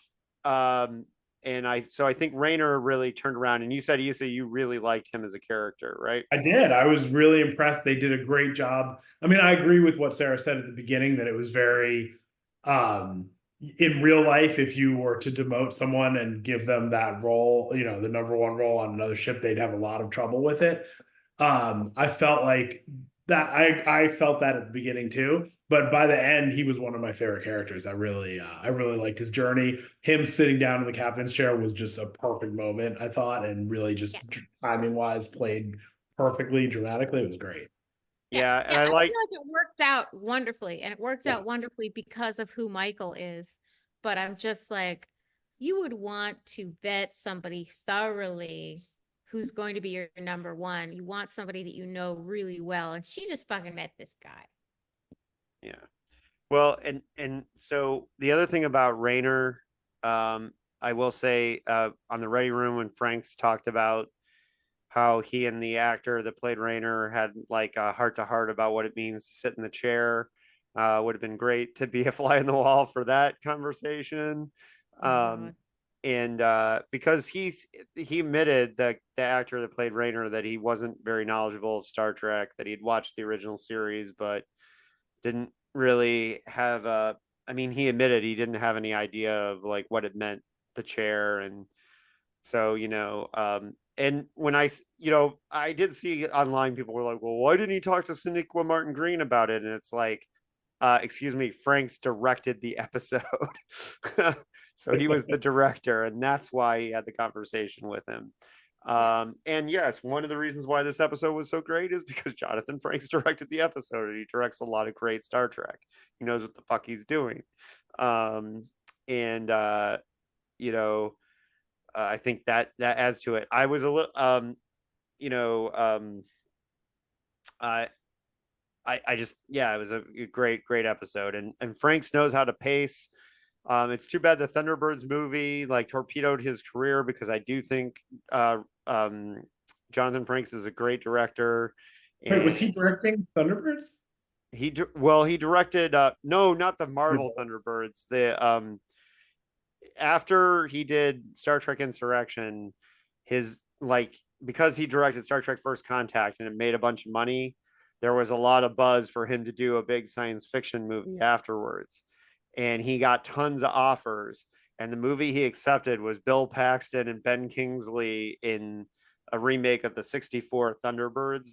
That's right. I forgot about that. And the movie bombed. Yeah. And he got sent to director jail, basically. And really good. Yeah, and it's too bad because he's a good director, and so he made one movie. That production had a lot of things going against it, and it wasn't really his fault. But that's just me. If I had a big budget franchise, I would hire Jonathan Franks in a minute to direct it. I'm just say that, and Roxana Dawson, who from Voyager, who directed the hell out of a bunch of Foundation episodes. I think she's a great director to come out of that Star Trek school. I digress. To get one of these billionaires into Star Trek. Yeah. Sarah's really focused on the billionaire plot here. They need the money. Yeah. So, all right. So the finale, Life Itself. Now, we haven't really talked about the progenitor thing and the fact that this is all a sequel to the Chase episode of Next Generation. Issa, as a Next Generation diehard, when they showed Jean-Luc Picard in the file footage and they showed that this was a sequel to the Chase, what was your reaction to that? Well, my reaction was, I do not remember this episode at all. So okay. I had to Wikipedia it and read the episode description. I vaguely remembered it, but I didn't really remember anything that happened in it. And it didn't really matter for Discovery, I don't think. Like, it was sort of just like, you needed to know that it was a MacGuffin, basically. Exactly. There was a thing, you don't need to know the details. I remembered it because Dr. Noor hilariously used that episode to make a point about Star Trek biology. He wrapped his entire lesson around this episode. And I love that because he was doing it as his subtle little way of preparing us for what was going to happen in Discovery. And I mean, that is like, gave us a spoiler without us ever getting it, which was great. That is like God level trolling. That's really funny. Yep. Yeah, that is great. Well, I remember the episode because I'm a fucking nerd who remembers everything. So, yeah, and it's always been a goofy thing in Star Trek that we had this like they wanted to explain the bumpy forehead thing is the reason why they wrote the Chase, right? And is why there are so many humanoids around. And I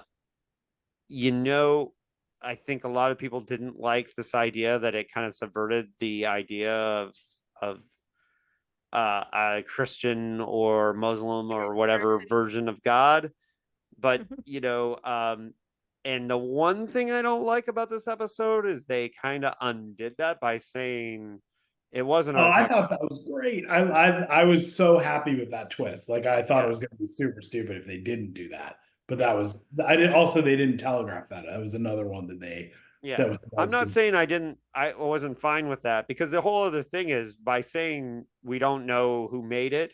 Right. It leaves a mystery, but it's also setting up season 6 or 7, right? So, and was it the Iconians? Was it like any of these species that we've seen on the original series, or, Next Generation, like that there were, a lot of other powerful dynasties that existed in the past, according to Star Trek lore, that dead civilizations, which, by the way, one of the things that ties this to the history of Discovery, and homie of the podcast, former guest David Mack, who was on here to promote his 7 of 9 novel, which you should read, Firewall. It's great. He actually got the word mosh into Star Trek canon in that novel. So, the fact that 7 of 9 meets the first woman that she has a relationship with in a mosh pit, by the way, in his novel, is pretty cool. But David Mack wrote a discovery novel that some of it got kind of pushed out of canon by everything that was going on. But a huge part of that novel is Spock and Burnham having to put aside their differences to try and stop this ancient technology from a long dead species from destroying this colony world. And it's supposed to be the first time Spock and Burnham have talked since their childhood in this novel. And it's funny because I sent David a message saying that, like, hey, this season really like kind of backs up a lot of the things that your novel did. And he was like, yeah, amazing, unintentional, right? But if you read, it's called Desperate Measures, and it's a very good Georgiou novel, like giving Saru and Burnham and Georgiou background because it takes place before Discovery Season 1. Anyways, it ties a lot to this because Burnham in that novel, like, is, you know, her knowledge of ancient dead civilizations is a huge key part of that. And it actually ties this to this season because it makes her a smart person to be on this red directive, right? Like, and so it's funny because I gave David a bunch of credit for, and he's like, total accident, and I'm like, yeah, but it's awesome. And so she gets through. We see this device. It's obviously one of the most expensive looking sets. I know it's mostly done in the volume, but it looks incredible. And the whole like being able to transport from, whoa, that was a cool special effect we just got on Sarah's screen. You know, there's the fact that they can go to all these planets, and you can see that this is how they seeded. On Trek Culture, on the Ups and Downs show, they mentioned that the pink planet looks like Shakari from Star Trek V. Really cracked me up. And so that pink planet, I'm going to agree with him. I'm going to say that was Shakari from Star Trek V. Terrible Star Trek V, but why not? The only thing, the fight was really forced. It was kind of, they should have had a better reason for that. That could have been the first time they seen each other in there and then patched it up. But the fact that I actually watched that. I went back and watched that twice because I feel like it fell apart in the editing room, and I don't know what was happening or what decisions were being made. But what happened, just to lay out these series of events real quick. So Burnham has gone to this other planet. She jumps back, she climbs up, she's about to be attacked by some Breen guy, and then the Breen gets shot by Maul. And then Maul walks out with her gun on Burnham, but she's just killed the Breen person. So now she's aiming her gun at Burnham. Burnham sees she's bleeding, gives her dermal regenerator or whatever, so she can stop the bleeding and not bleed out an hour. And then Maul says, Maul uses the thing, heals her leg, and then says, take me to the thing. And Burnham's like, not as your prisoner, put down your gun. Maul puts down her gun, and they're walking together for a little while. And then in the next scene where they're together, out of nowhere, Burnham drops to the ground and just kicks her off her feet, and they start fighting for 10 minutes or whatever. It's really weird. Like, it didn't make any sense. So that was my biggest complaint. I thought there was something that Maul did to instigate that, because in the next scene, Burnham's like, we need to stop doing this. Why did you attack? No, Burnham attacked. I went back and watched it again to be sure, because it made no sense. But Burnham, Maul says, we'll see him, Burnham says, we have to keep this away from the Breen, and Maul says, we'll see about that. And then Burnham just kicks her. Just straight up starts the fight, and then the fight goes on for way too long. Yeah. So we already kind of talked about, well, yeah, and I don't want to belabor the point on that. I think it was a cool looking fight. It was a cool looking fight. It should have been better set up.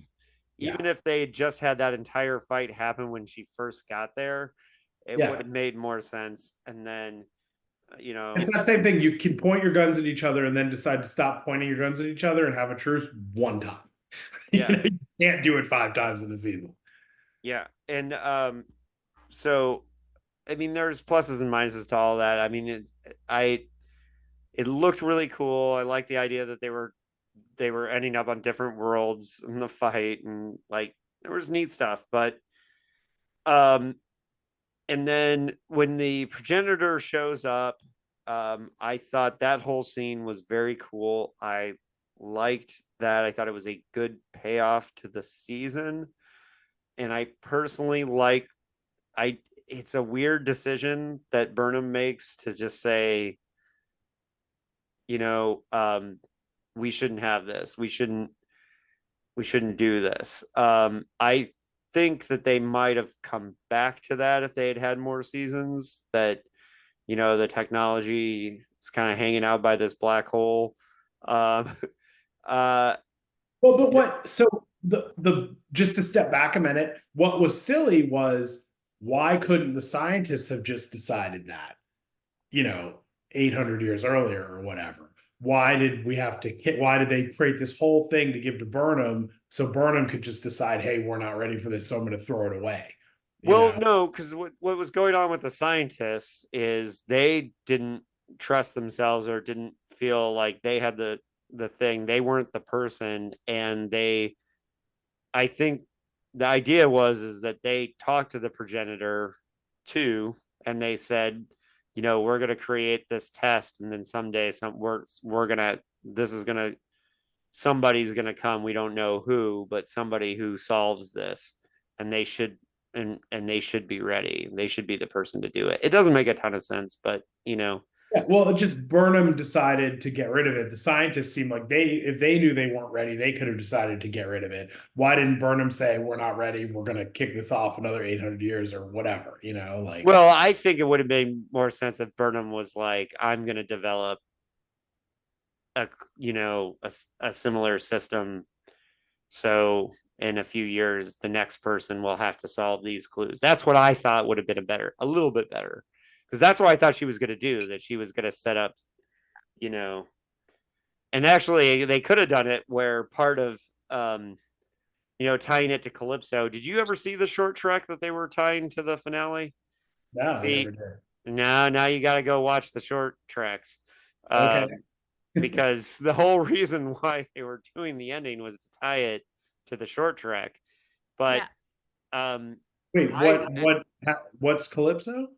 So there's a short track that came out in between seasons 1 and 2, and I'm not gonna totally give it away, but basically what happened is that the entire episode's about Discovery being adrift in space in the like 42nd century. Okay. And Zora, the computer, is there waiting for someone to find her. And so like the whole thing was, after season 1 they did this short track, and since then people have been like, well, how's Discovery going to end up there? Got it. And so they had to answer that. And I'm assuming they were always planning to have the last season be the setup for Calypso. And then they didn't get the opportunity to do it.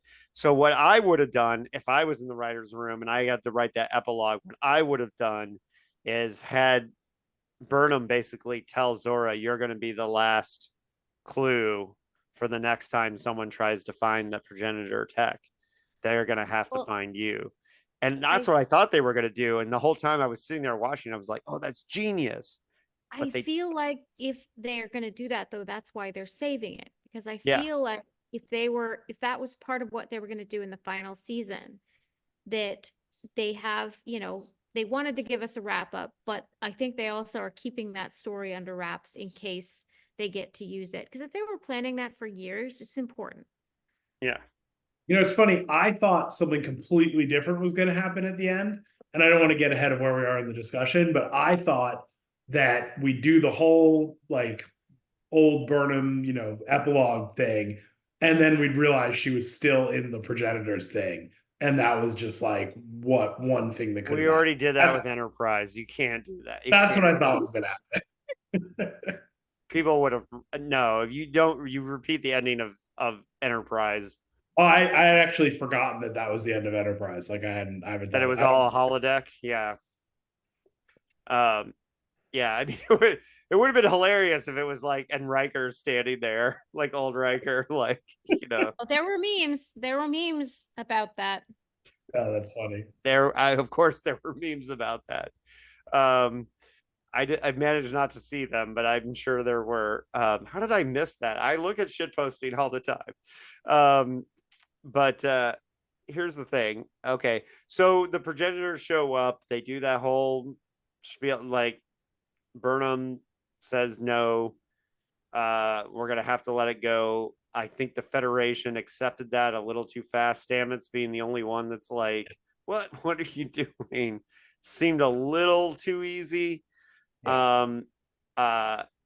Just like Sarah, your thing about the spore drive, like I really feel like the Federation wouldn't have given it up so easy. But then again, I'm sure like Vance and Kovic are just like, sure, Burnham, do whatever you want. Hi, Section 31. Yeah, go get it.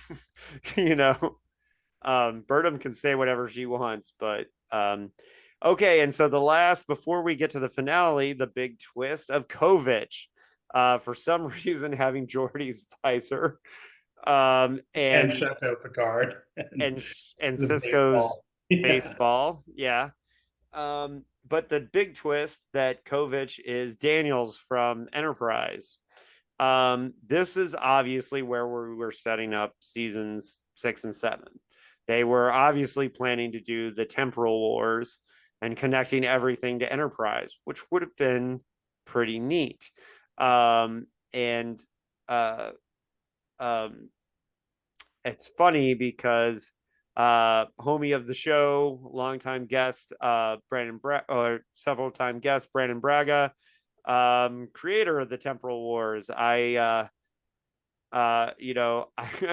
was thinking of him when his character suddenly, when Cronenberg was suddenly his character. I thought that was cool. I'm not even a big Enterprise fan. I only like half of Enterprise. But one half of it that I did like was the Temporal Wars. So I like the timey-wimey. I like the idea that Kovic, and he said, he doesn't look like him, but when he says, I've lived many lifetimes, you get the idea that, he's not exactly, it has to be the exact same person that he was, but somewhere down the line. So yeah, I like that. Issa, that meant nothing to you, I assume. Meant nothing to me. I didn't remember that from Enterprise at all. I don't even know if I feel like I must have finished Enterprise, but I honestly can't remember the end of it. So I maybe I didn't finish it. Well, it has been a long road getting from here to there, like, right? So I haven't forgotten that. Yeah. All right. Sarah, what did you think of that twist? Oh, I loved it. And again, every time this shit happens, I would experience a renewed wave of grief and rage of what we were robbed of. So yeah, it was really hard going in because each time you notice stuff like that, you're like, yep, they were gonna do more with that.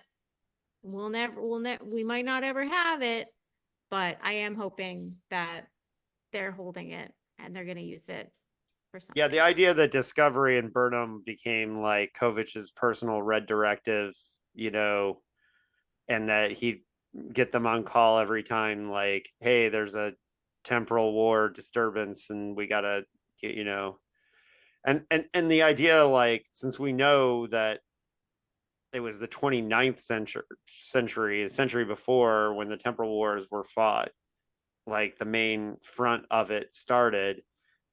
We could even have them going back to that time, and ideally, in a sense, for Kovic, for the people there, the temporal wars are over. But if time doesn't really mean anything, that means that the Suliban could still be a player or a factor, and that they obviously had cool ideas or were setting up that they were going to do that, and they still could, because as we mentioned earlier, the viewership was great. So this season, and hopefully Skydance takes over in the first, the deal was just made yesterday. So whoever's in charge at Skydance, if they look at these numbers and they see the engagement online, it could be Monday morning that they come into the office and say, how do we get everyone back for Discovery? But you can also do a new Star Trek show with a lot of the same characters and yeah. Well, they're already doing that. They're doing that with Starfleet Academy. Right. And they But cast I have no hopes for Starfleet Academy because it's not a ship going places, which is always bad on Star Trek. So, we'll see. Except for the best show of the entire franchise was on a space station. So no, I found that show boring, and everyone says it only gets good after they go on the ship and start going places. That's not true. Okay, fine. You need to go back and I know. And I'm willing to hash it out here if we have to, but okay. But yeah, I mean, minus Ferengi episodes and occasional 26 episode fuckery, but it is what it is. So here's the thing. I think we need to get into the epilogue now. We've been going for a while, and we got to get our East Coaster to sleep at some point.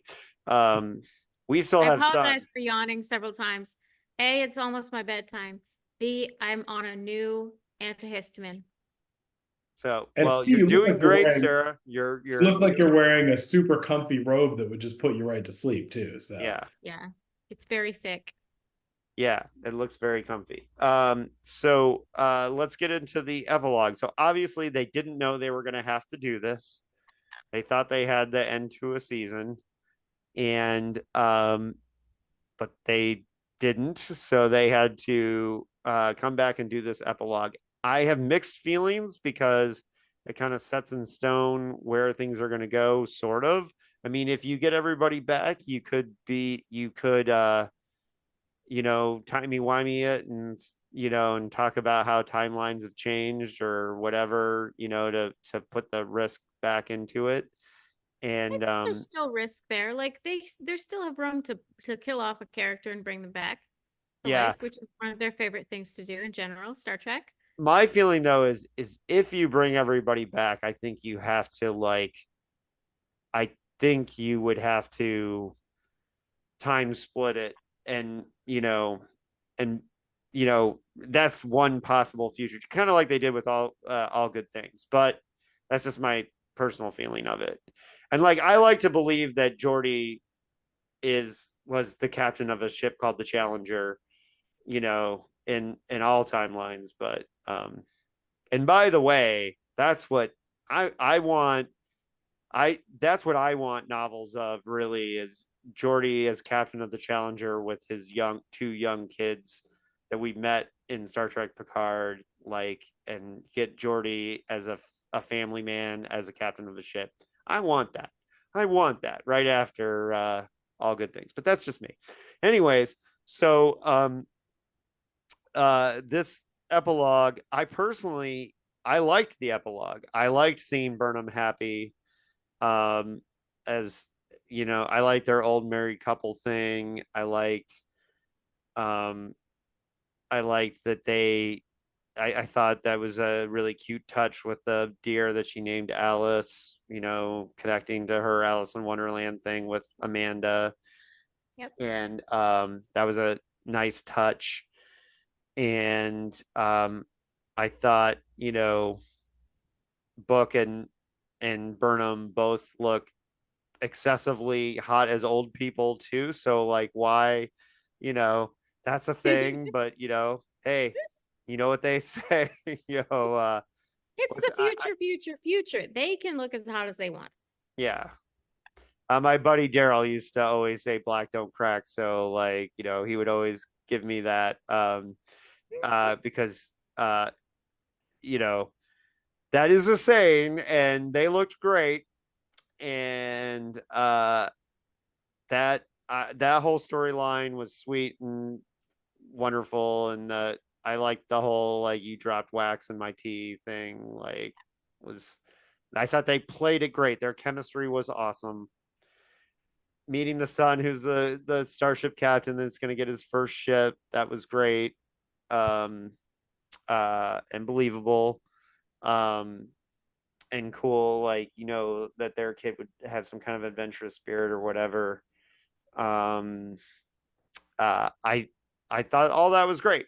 I thought all that was great. Her going back to Discovery, the memories, giving it an excuse to show everybody, which just meant that they brought everyone back to Toronto for a wrap party and put them in uniforms for a few minutes. Was fine, but at least we saw Detmer and Owo again, which was important. And look, Owo got her awesome fighting episode, and Detmer had her storyline with the PTSD, so they got plenty to do over the series. That's fine. And all that. Saru's wedding was great. Amazing outfits. Top notch. A Yeah. plus. Love the outfits. Now that was put in. Karina had amazing costumes this season. Yeah, that was before the epilogue, so I don't know if that was a part of the season finale, but I do think that was filmed later. I think that they might have pushed the wedding off to another season if they had another season, but they had to give us that wedding. It was definitely before the epilogue. Maybe they had some other teaser ending that they had to get rid of or something before that. But it seemed, story-wise, you would expect that to end with the wedding. I mean, that's how you know, when you have a big event like that, that's usually how you'd end it. Yeah. So maybe that was filmed before. I kind of wish we had seen some of the ceremony. I don't know what a Kelpian Navaran wedding would look like, and I'm kind of interested in how that is.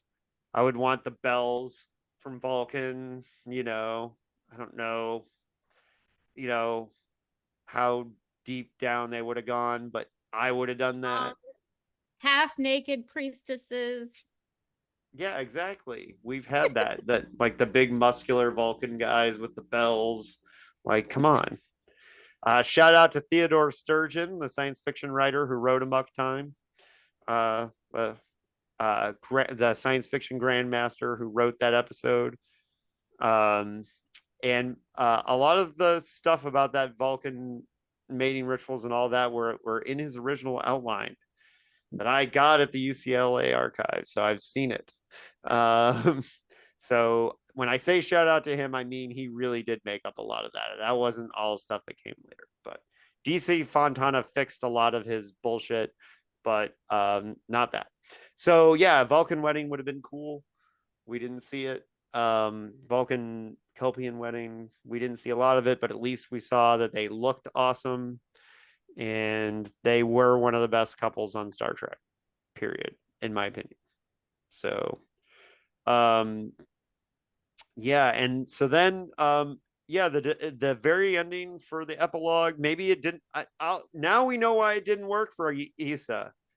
We know why it didn't work. He hadn't seen Calypso. Oh.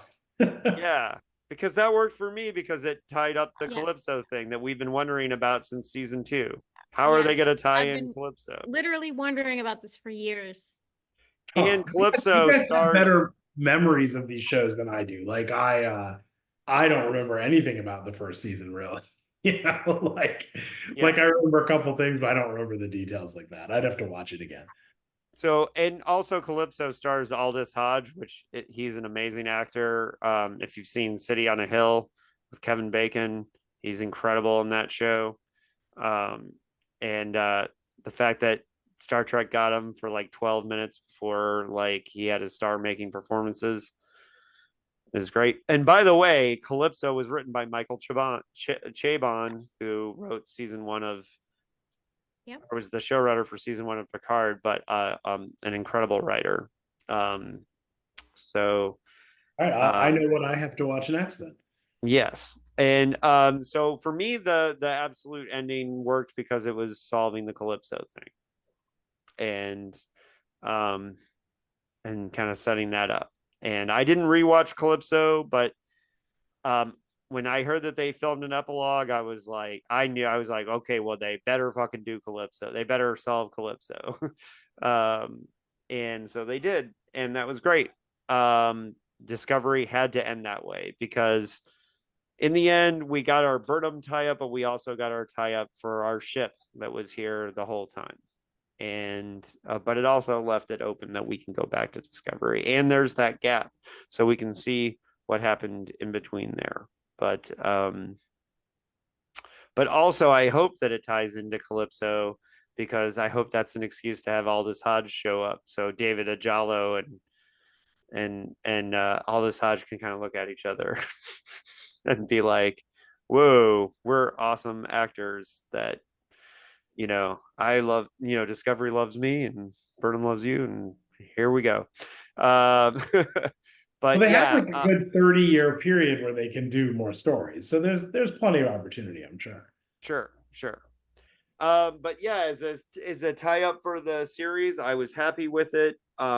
It just makes me angry that we didn't get seasons 5 or season 6 and 7, which I think they had a plan for, and maybe we will still, because I think Paramount was fearing that they didn't have a merger, and so they canceled Discovery, saying like, we can't spend a bunch of money because we're trying to sell ourselves off. And now that Skydance has taken over, we could be eating these words and saying, hey, Discovery's coming back, because it could happen, and we could get an announcement about Star Trek Legacy in the next month or two. The only problem with that is Terry Matalas took a job, so to do an X-Men TV series. So he didn't wait around. So how that affects Star Trek Legacy, I'm pretty sure he left himself open to do that. So we'll see. So on that note, how do you guys feel overall, like, now that it's over? Like, did we soften you on the finale, Issa, a little bit, explaining? Really, I would have loved it so much more if they'd stopped after the 9th episode. It just didn't. It would have been a fine season. It's a 10-minute episode, not even. It's probably okay. 8 minutes. Yeah, I'll go. I'm gonna watch it after this. But no, I think it was fine. We didn't. I don't want to get into like a whole side thing because it's not the same. But them fast forwarding to when they were old reminded me of 6 Feet Under, which was probably like the master class in how to like finally end a show. I don't know if you guys ever watched that, but it was like Yes. a show about a funeral home, and at the end they fast forward into the future and you see each character die and like the manner of their death, which sounds really morbid, but it was a really good like, hey, this show's over. Fitting for the show, yeah. Yeah, it worked really well for the show. And I just, yeah, I mean, obviously, and All Good Things, and All Good Things did it before. All Good Things did it before. That's true. 6 Feet Under, by showing all the characters older. And right, no, that's true. I guess it is a time-honored ending. I just, I felt like the series wasn't ready to end. Like it had just gotten good. I felt like, like. I don't know how Ron Moore feels about it, but I have said to Brandon before, like, does it ever annoy you that everyone gives 6 Feet Under all the credit when you showed all the characters older and stuff like that before on Next Generation? It was, I mean, for 6 Feet Under was that they all died. Like that was what was really good about it, because it was a funeral home show, so it made sense. It made sense. Yeah, he thought I was giving him too much credit too. So when I said that, so he was like, that's too much credit." But so it is what it is. But I don't know. I'm overall happy. Sarah, like, I know you're angry about the 2 seasons we didn't get, but as a finale, I do hope that the way that Trek fans, a lot of them, the complainers, the whiners, the people who have to whine about whatever current show is new, I do hope that now that Discovery is over, that they will warm up to it and pretend to be fans all along, as they did with TNG, as they did with Voyager, and so on, because what that could lead to is more interest and a warmer, like, Yeah, the main Star Trek account, man, is so hard to follow because when you follow the official Star Trek account on like Facebook, comment section are just these white men who have nothing better to do with their lives than be like laugh, react, serious things, say Star Trek sucks, Star Trek Discovery sucks, all of this stuff. I'm like, what?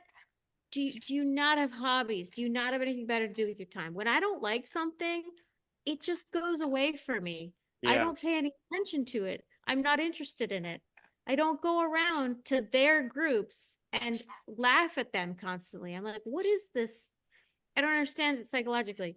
So I do think that because every Star Trek series has gone through this to some extent, that now that the Discovery has been canceled and everything, that some of those people will go home, watch it, think more warmly about it, and go Well, hate on whatever new thing. They are already complaining about Star Trek Academy.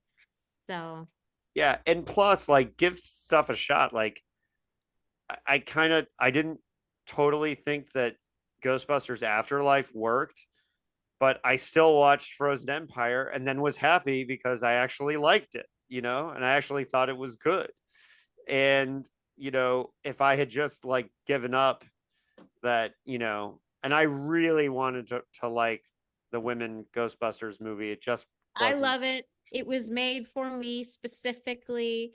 It was made for feminists on the internet who grew up with Ghostbusters and wanted to be a Sure. part of it, who saw themselves in those men. So Sure. And look, and my point being with the Ghostbusters thing is that I didn't like Afterlife a ton, but I still gave Frozen Empire a shot, and I was really happy that I did because I really liked it. I don't know, Issa. I wondered, Issa, if you liked it or not, or if you. I've liked all the Ghostbusters stuff. I mean, Okay. I uh the the whatever Afterlife wasn't really that great. It had its moments. Whatever. Frozen Sure. Empire was fun. I The always thought female the Phoebe Ghostbusters were Spangler was a great. great I just character. oh, sorry, what was that? I always thought Phoebe, the grandson of Egon, Yeah. was. I always thought she was a great character, even in Afterlife. Oh yeah, for sure. I thought the female Ghostbusters were great. I just if they had just made it like franchise instead of reboot, like I mean like a franchise Ghostbusters office or something, I would have loved it.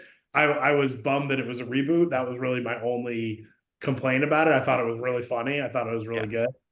Well, and my point being is that people who just give up on a franchise and just Yeah. like hate it all, like, I don't like. Oh, I guess I should have said I'm not a huge Lower Decks fan, as you all know, but I still watch it and give it credit. And I'm also happy for people who do like it.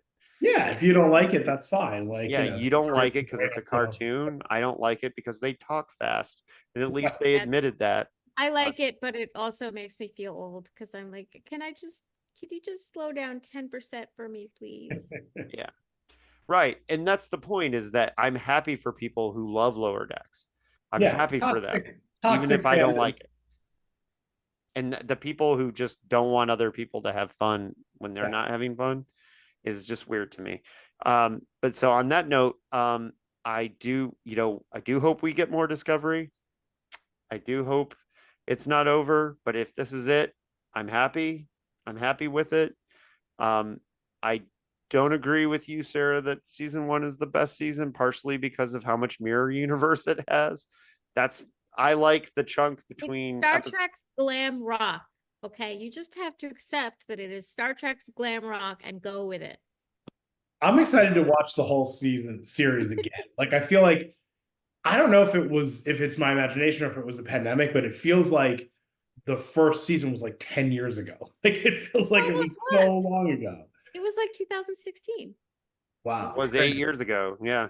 So that's just too long. Like I want to watch the whole thing. It's are all the seasons only 10 episodes? See, try doing it the way I did it, or the way I suggest doing it is start on episode 3 and then watch. Oh yeah, I'm never gonna watch those first few episodes again. That was a torturous nightmare.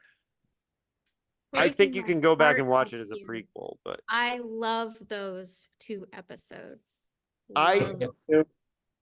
now I can handle those episodes better because I like Giorgio, and I actually David Mack's novel that I talked about, Desperate Measures, made me like the first two episodes better.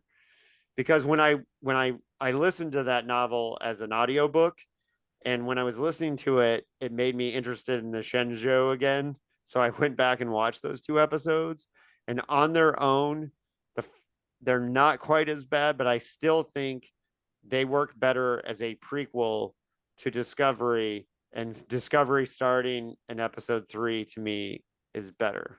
Okay, I'm curious to see it again. I just remember being so bored by all the Klingon stuff that I couldn't stand it. So The Klingon stuff still doesn't work. yeah. The Klingon stuff, like the remaking the Klingons, was a big mistake. I don't even care what they look like. I just felt like it was like 4 hours of Klingons talking to each other about stuff I didn't care about. So I was so much more interested in the Discovery Klingons than I have ever been interested in a Klingon episode on TNG, on Deep Space Nine. Every time a Klingon episode came on TNG, I was like, oh, here we go. Oh, really? God. Yep. Really, that's how I am with Ferengi episodes, but I'm not. Yeah, I hate Ferengi episodes too. Yeah, and Ferengi episodes to me. And I love Worf.